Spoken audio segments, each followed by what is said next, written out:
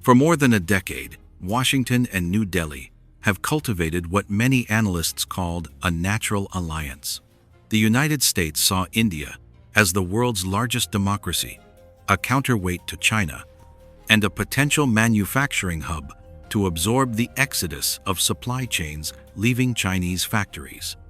India, under Prime Minister Narendra Modi, proudly embraced this partnership, branding it as AI, not artificial intelligence, but American and India.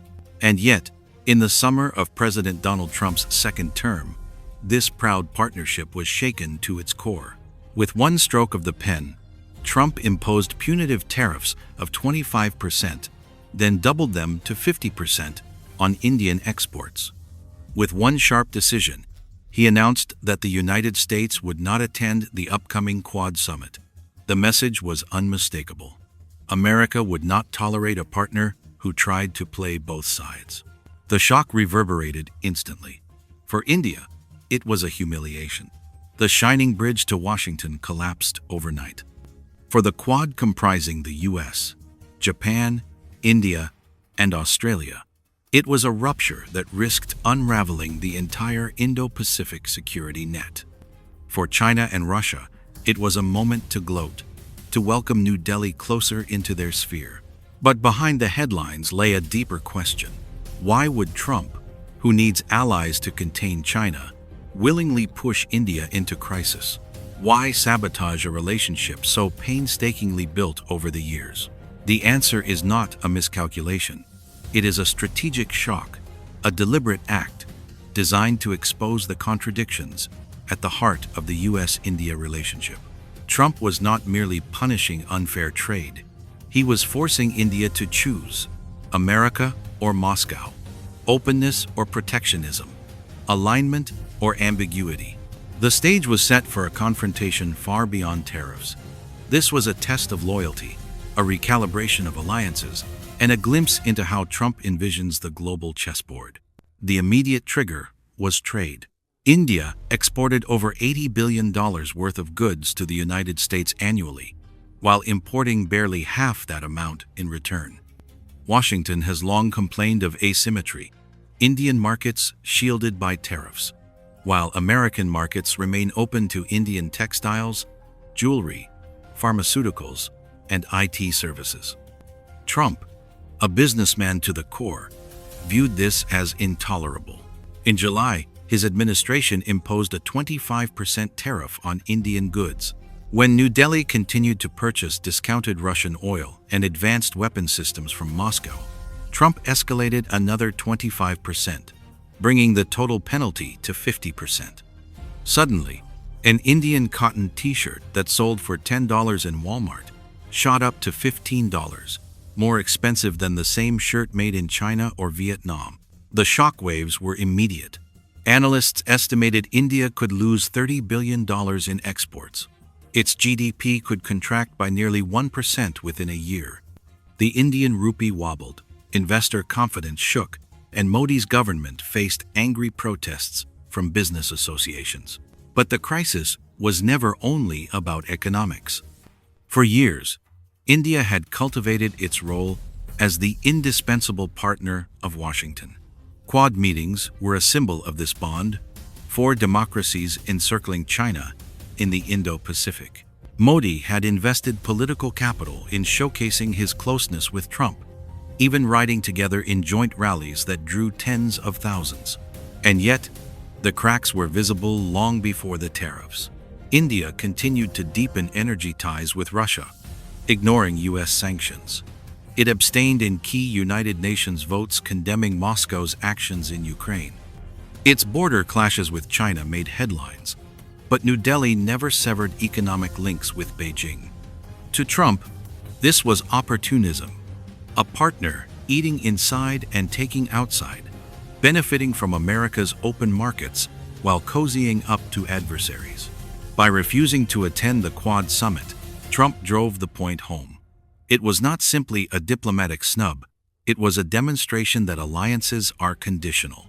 Without reciprocity, there is no partnership. On the ground in India, the mood turned grim. Farmers feared losing access to U.S. markets for their produce. Textile workers in Gujarat faced layoffs. The tech sector worried that Washington might next tighten visas for Indian IT professionals. Opposition politicians accused Modi of mismanaging foreign policy. In Washington, the narrative was different. Trump's supporters hailed the move as a defense of American workers, a correction of decades of unfair trade. Commentators pointed out that with alternatives like Vietnam, Mexico, and Bangladesh, the U.S. was not as dependent on Indian goods as New Delhi liked to believe. The divergence of perceptions revealed the deeper fissure. For India, the U.S. relationship was a badge of prestige, proof that it had arrived as a global power. For Trump, it was a transactional deal profitable only if balanced, sustainable only if India chose sides. Looking close, one saw tariffs, protests, and headlines about trade. Looking far, one glimpsed the outlines of a larger, strategic recalibration. America was signaling to the world, even a giant democracy like India is not immune to pressure. If you hedge between Washington and its adversaries, expect consequences. The current crisis is not the end. It is the prologue to a contest that will reshape alignments from the Himalayas to the South China Sea, from the Indian Ocean to the halls of Brussels.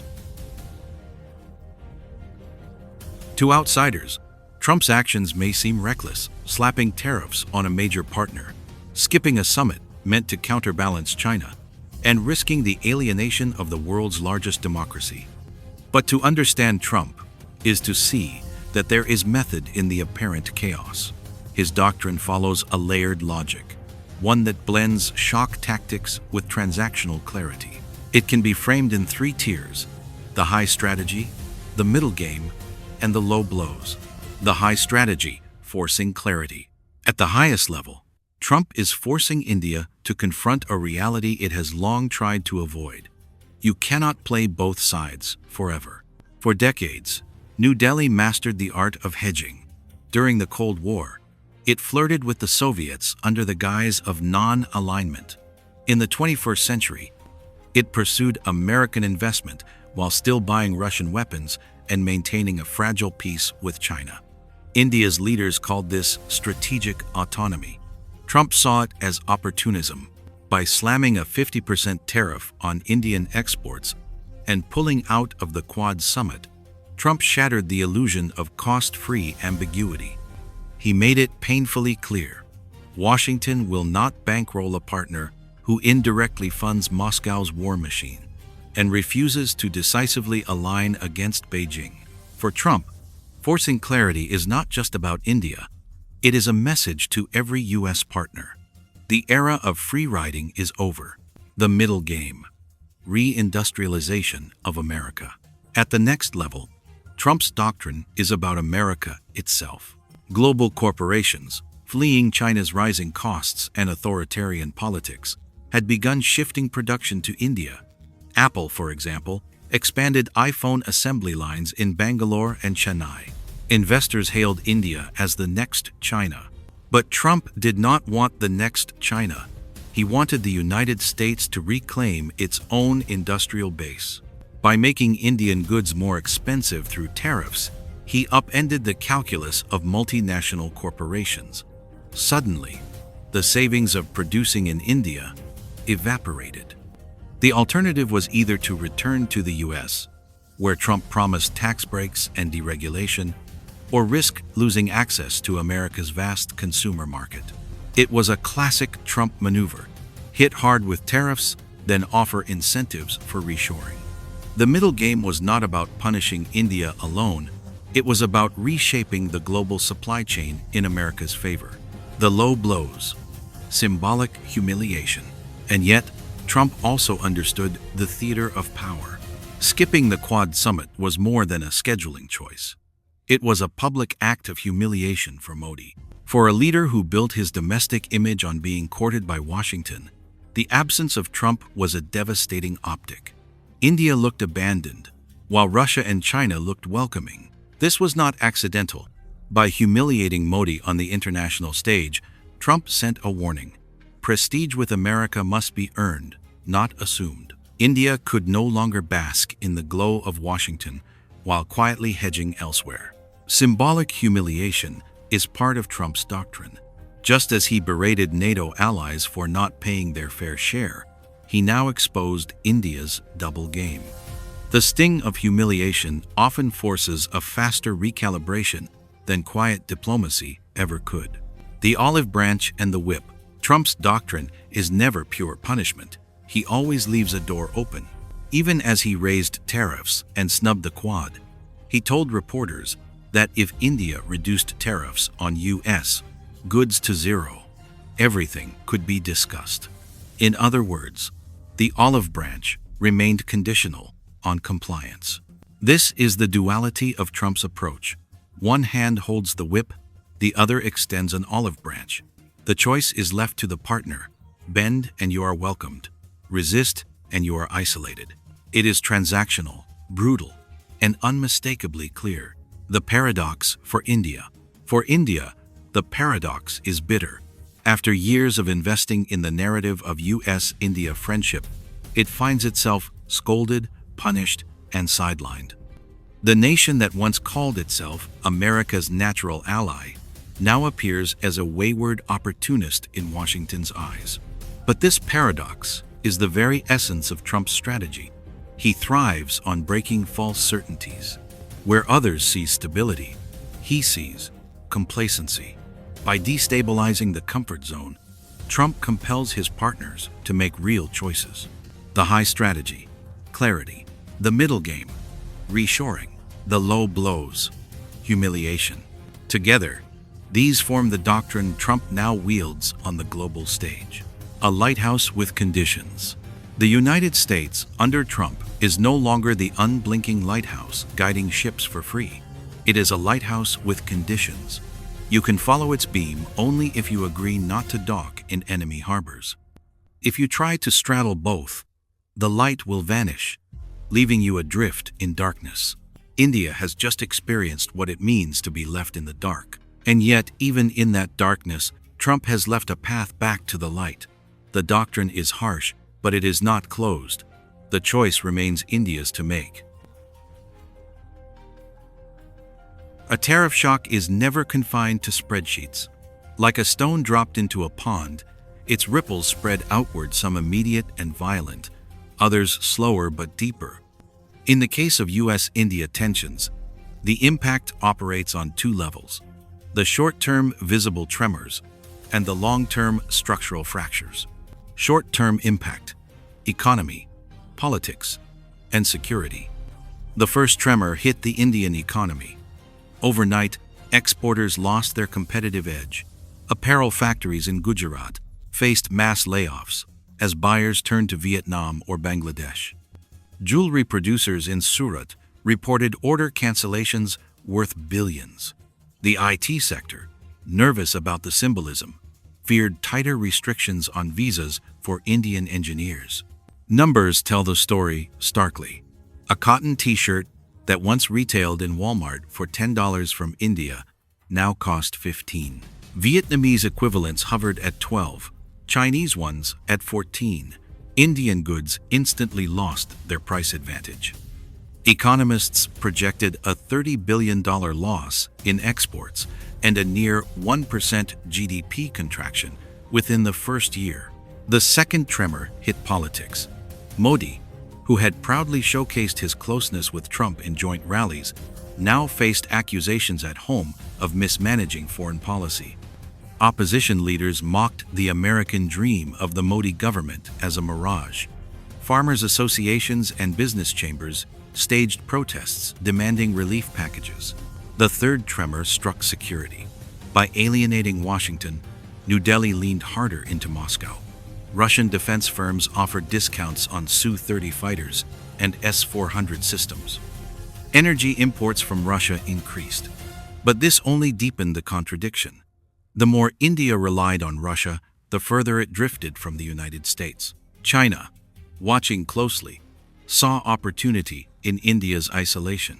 Long-term impact: demographics, psychology, and trust. The second layer of ripples moves slower but cuts deeper. India's greatest boast is its demographic dividend over 1.4 billion people, most of them young. Each year, 12 million new workers enter the labor market. To maintain stability, India must create at least 8 to 9 million jobs annually. Without access to U.S. markets, that becomes impossible. What was once called a golden population risks turning into a demographic time bomb. Unemployment fuels urban migration, swells slums, and strains infrastructure. The same population that was meant to power India's rise could, in crisis, destabilize it. The psychological impact is no less profound. For years, Indian elites cultivated the belief that the U.S.-India partnership was unbreakable. That belief sustained investor confidence, boosted national pride, and gave Modi political cover. Trump's tariff shock shattered it in a single stroke. The sense of betrayal, humiliation, and uncertainty seeps through society. Trust, once broken, is hard to repair. Washington now sees India as a partner of convenience, not conviction. New Delhi, humiliated, may hesitate before relying again on America. A fissure in trust does not merely complicate diplomacy, it reshapes identities. The wider ripples, allies and adversaries, the two layers of impact, do not stop at India's borders. Russia welcomes the shift. Every tariff Trump imposes on India pushes New Delhi closer to Moscow. Russian oil and arms become lifelines, turning sanctions into a sieve. China gloats at Quad's unraveling. Beijing can now argue that America is an unreliable partner, while presenting itself as a steady alternative. The spectacle of Trump snubbing Modi serves Beijing's propaganda better than any speech. Japan and Australia panic. Without India, Quad is crippled. Tokyo accelerates direct security ties with Washington, while Canberra leans harder on AUKUS. Both fear being left exposed in the Indo-Pacific. Europe feels the tremors as well. Brussels wanted India as part of its China +1 diversification. With tariffs and tensions, Europe doubts whether India is a stable anchor. The metaphor of the river. A tariff, then, is not just a policy. It is like a rock cast into a river. The first splash drenches those standing nearby: workers, exporters, politicians. The midstream turbulence shakes the bridge alliances like Quad, partnerships like US-India, and the redirected current changes the river's course, reshaping the Indo-Pacific balance itself. Trump understands this. He dropped the stone deliberately, knowing the ripples would force hidden contradictions to surface. A prologue, not an epilogue. The expanding crisis is not an accident, it is a prologue. By triggering short-term economic pain and long-term structural doubt, Trump has engineered a test. Will India cling to its hedging strategy, or will it finally choose alignment? The answer will determine not only the fate of US-India relations, but the shape of Asia's future. When New Delhi shifted closer to Moscow and flirted with Beijing's stage, it was not merely a bilateral quarrel with Washington. It was a tremor in the entire web of global power. Like a spider's web, every strand is connected. Tug one, and the vibrations are felt everywhere. The United States, the anchor, withdraws. By withdrawing from the Quad summit, Trump reminded allies that America is the anchor, not a participant. Without Washington, the Quad loses coherence. Japan and Australia may still meet India, but the absence of the US strips the grouping of deterrent power. The message is sharp. No ally should take American presence for granted. The US will not serve as free insurance if partners refuse to commit fully. Russia, filling the void. Moscow saw opportunity. Putin welcomed Modi with open arms, offering preferential oil prices and defense deals. Even symbolism mattered. The image of Modi riding in Putin's armored vehicle to a summit sent shivers through Washington. By drawing India closer, Russia weakens the effect of Western sanctions and gains an economic partner large enough to soften its isolation. China, smiling in the shadows. Beijing, too, seized the moment. The Shanghai Cooperation Organization Summit became a theater where Xi Jinping, flanked by Putin and Modi, showcased an alternative order.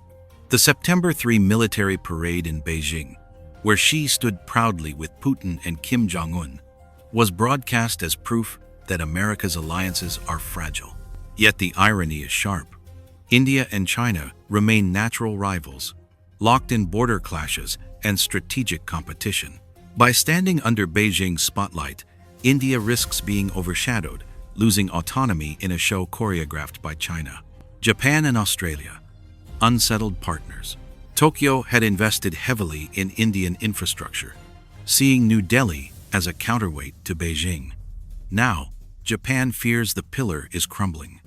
Instead of relying on Quad, it rushes to strengthen bilateral defense ties with the US, aware that its confrontation with China in the East China Sea may become a lonely fight. Australia, perched at the intersection of the Indian and Pacific Oceans, feels exposed. A weakened Quad means Canberra must lean harder on AUKUS and increase its own defense spending. What was meant to be a collective hedge against China now looks dangerously fragile. Europe, watching with unease. Across the continent, European leaders grimaced. Brussels had hoped India would join its diversification strategy, reducing dependence on China. But if India slides closer to Russia and China, Europe loses an alternative market. Paris fears defense contracts slipping away to Russian suppliers. Berlin fears trade deals turning uncertain. The transatlantic conclusion is blunt. Only Washington has the leverage to pull India back. ASEAN, the silent front. In Southeast Asia, the mood is wary. Vietnam, Singapore, Indonesia all see the weakening of Quad as an invitation for China to press harder in the South China Sea. For ASEAN, India was a counterweight, a democratic giant whose presence balanced Beijing's aggression. Without it, the regional balance tilts. The web trembles. Every actor feels the vibration. The US asserts dominance, Russia gains breathing space. China gloats, Japan and Australia scramble, Europe doubts, ASEAN worries. This is how the geopolitical web works. A single strand India shifted direction, and the whole structure trembled. Trump knew this. By pulling America's strand, he made every player reevaluate. Who is truly committed? Who is opportunistic? Who can be relied upon when the storm intensifies? Cutting the weak strand to save the web. Trump's doctrine emerges clearly here. He is willing to cut off a weak or unreliable strand to protect the strength of the overall web. Better to expose India's ambiguity now than to rely on it in a crisis against China and be betrayed later. For Trump, clarity is more valuable than numbers. One reliable ally outweighs three uncertain ones. The geopolitical web is shifting, and as it shifts, the world sees the raw truth. America remains the central knot. Without it, the web unravels. With it, every other strand depends. India's proudest boast is also its greatest vulnerability: its people. With more than 1.4 billion citizens, India has overtaken China as the world's most populous nation. Its leaders hail this as a demographic dividend, the human engine that will power India's rise. But when tariffs choke trade and foreign partnerships falter, that dividend risks mutating into a liability. The burden of jobs. Every year, roughly 12 million Indians enter the labor force. To maintain stability, the economy must generate at least 8 to 9 million new jobs annually. For years, access to the U.S. market helped absorb this pressure through textiles, IT services, jewelry, and agricultural exports. Trump's 50% tariffs slammed that door shut. Factories laid off workers. Farmers saw produce pile up with no buyers. The outsourcing sector worried about looming restrictions on visas. Suddenly, the demographic dividend looked more like a demographic time bomb. Without enough jobs, youth frustration spills into the streets. Rural migration swells urban slums. Infrastructure groans under the weight. The very force meant to propel India upward threatens to destabilize it. The collapse of psychological certainty. For years, Indian elites cultivated an image of America as the ultimate partner. Modi himself proudly attended rallies with Trump, projecting strength through association. The narrative was simple. The United States needs India as much as India needs the United States. Trump shattered this psychological comfort overnight. By imposing tariffs and skipping the Quad summit, he proved that America can and will withdraw if its interests are ignored. The humiliation was not just economic, it was emotional. A nation that prided itself on being courted by Washington suddenly found itself spurned. For the Indian middle class, the dream of seamless partnership with the U.S. cracked. For businesses, the assumption of guaranteed market access crumbled. For politicians, the shield of strategic autonomy was pierced. Psychology matters in geopolitics. Trust, once broken, is slow to rebuild. India's internal confidence was shaken in ways no economic model can quantify. Structural cracks in governance. Tariffs exposed not only economic fragility but also political fissures. Modi's opponents accused him of misreading Trump, of betting too heavily on a friendship that proved transactional. Within India, industrial lobbies, farmer unions, and state governments clamored for relief. In democracies, politics and economics intertwine. When jobs vanish, votes shift. Modi's image as a strong global leader suddenly looked vulnerable. The structural balance of Indian politics, carefully sustained by the promise of growth and global prestige, began to wobble. Even within Modi's ruling coalition, whispers grew louder. Had the pursuit of Washington cost India too much autonomy? Regional reverberations. The structural cracks extend beyond India's borders. Neighboring states, Bangladesh, Nepal, Sri Lanka, depend on Indian markets and remittances. An economic downturn in India ripples outward, destabilizing an already fragile South Asia. China watches carefully. Every sign of Indian weakness emboldens Beijing to press harder on the Himalayan border or in the Indian Ocean. When India is busy containing domestic unrest, its deterrence weakens. The contrast with the United States.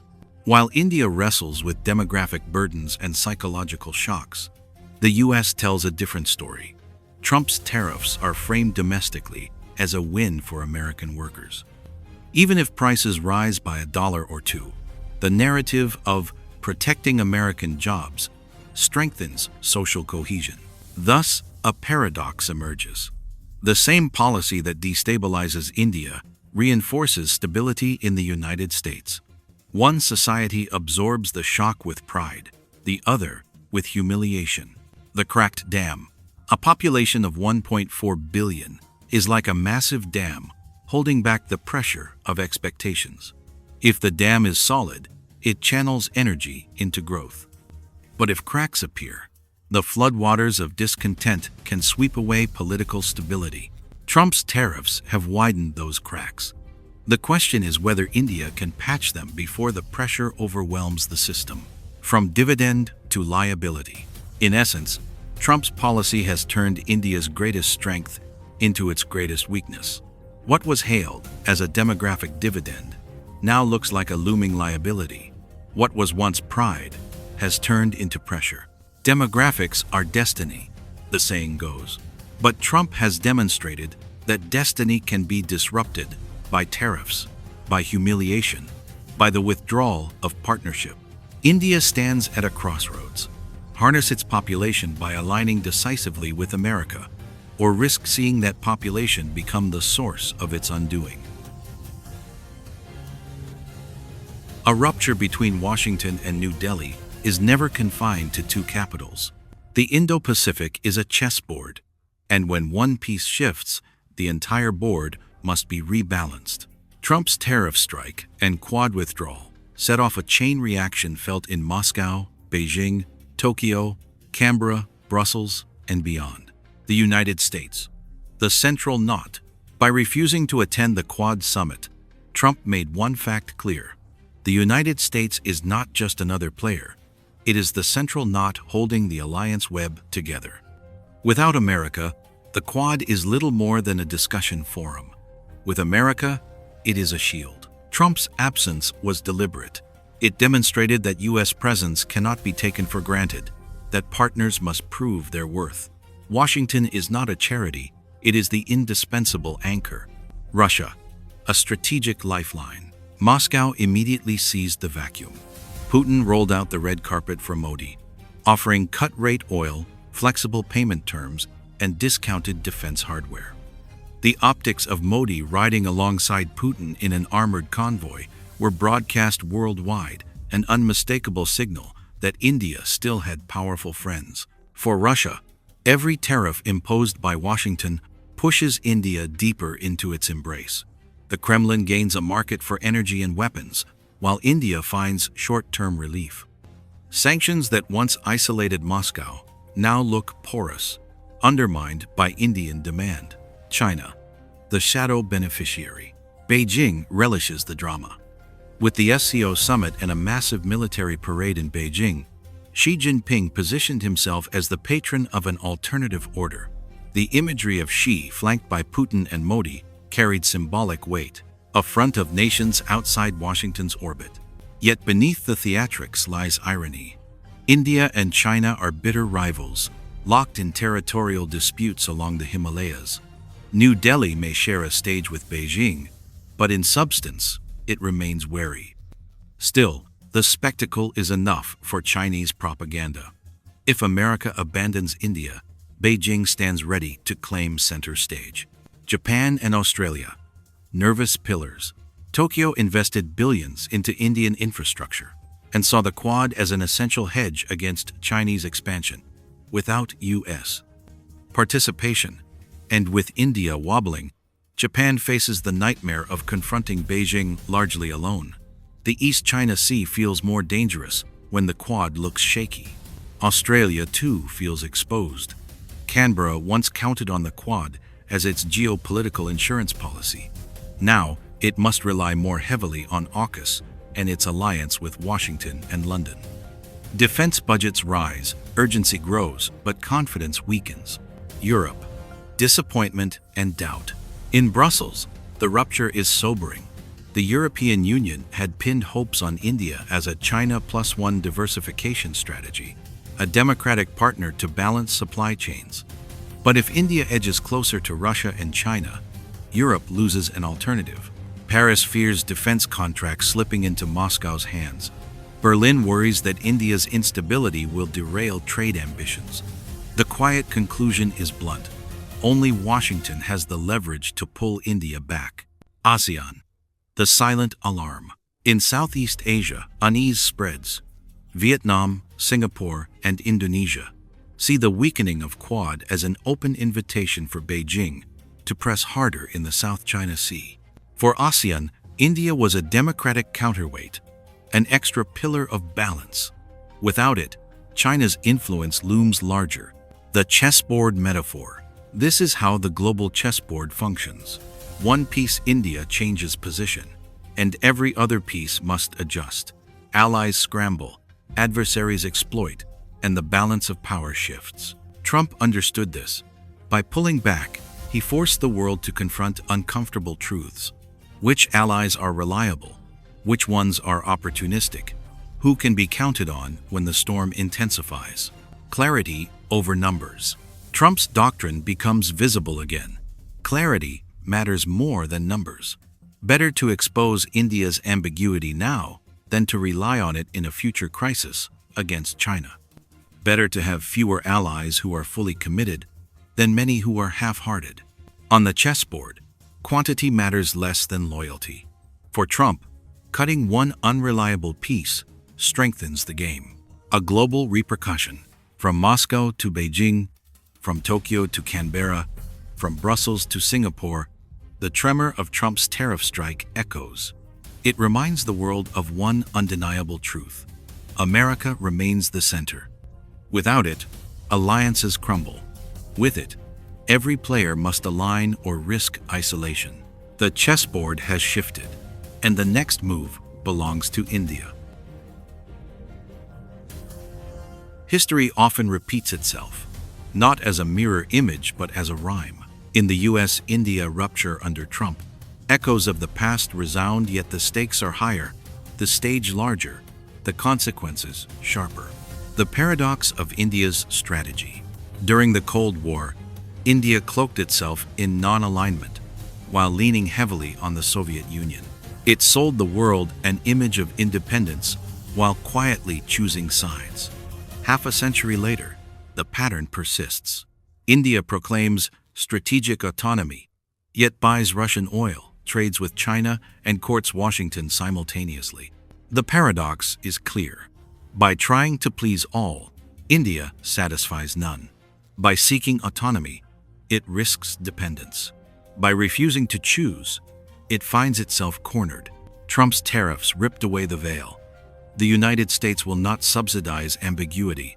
In Trump's doctrine, partnership is earned through clarity, not rhetoric. China, in the equation, Beijing sees opportunity. A weakened Quad means fewer constraints on Chinese expansion.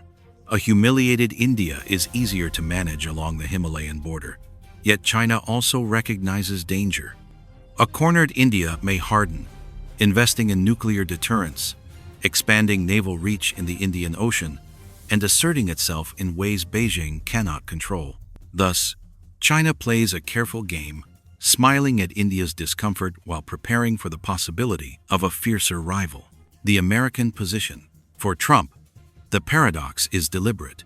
He thrives on breaking illusions, exposing contradictions, and forcing choices. Where previous administrations tolerated India's hedging, Trump refuses. He would rather endure short-term turbulence than rely on a shaky ally in a decisive showdown with China. This is the essence of Trump's historical paradox. He punishes to preserve, he humiliates to strengthen, he withdraws to assert.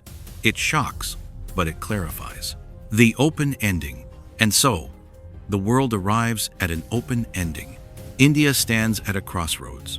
Aligned decisively with America, cutting ties with Moscow and curbing reliance on Beijing, and regain the prestige of being Washington's indispensable partner. Or continue hedging, drifting further into Russia's orbit, risking being overshadowed by China, and losing trust in Washington permanently. For Trump, the path is clear. He has set the conditions. The lighthouse beam shines only for those who commit fully. For those who try to straddle both harbors, the light disappears. The question is whether India dares to walk into the light or remains trapped in its own paradox. The historical irony. Here lies the irony. To contain China, America once invested heavily in India. Now, by punishing India, America may temporarily strengthen Beijing's hand. Yet, in the longer arc of history, the opposite may occur. Pressure could force India to abandon its ambiguity, to make the very choice it has long resisted. Trump's gamble is that short-term pain delivers long-term clarity. Whether that gamble pays off will define not only US-India relations, but the balance of the Indo-Pacific itself. Closing reflection. This is the historical paradox. To strengthen an alliance, Trump first breaks it. To secure loyalty, he first imposes pain. To expose ambiguity, he first humiliates.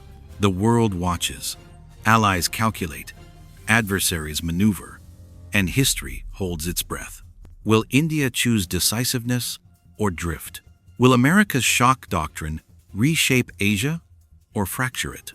And will China find itself emboldened today, only to face a stronger, clearer coalition tomorrow? The ending is unwritten, but the paradox remains. Thank you, and farewell. Thank you for staying with us until the end of this deep dive analysis. If you found value in this perspective, please support the channel by subscribing, liking, and sharing. Your engagement is the energy that allows us to continue delivering sharp, uncompromising insights into the shifting patterns of global power. Until next time, stay vigilant, because the world is never still.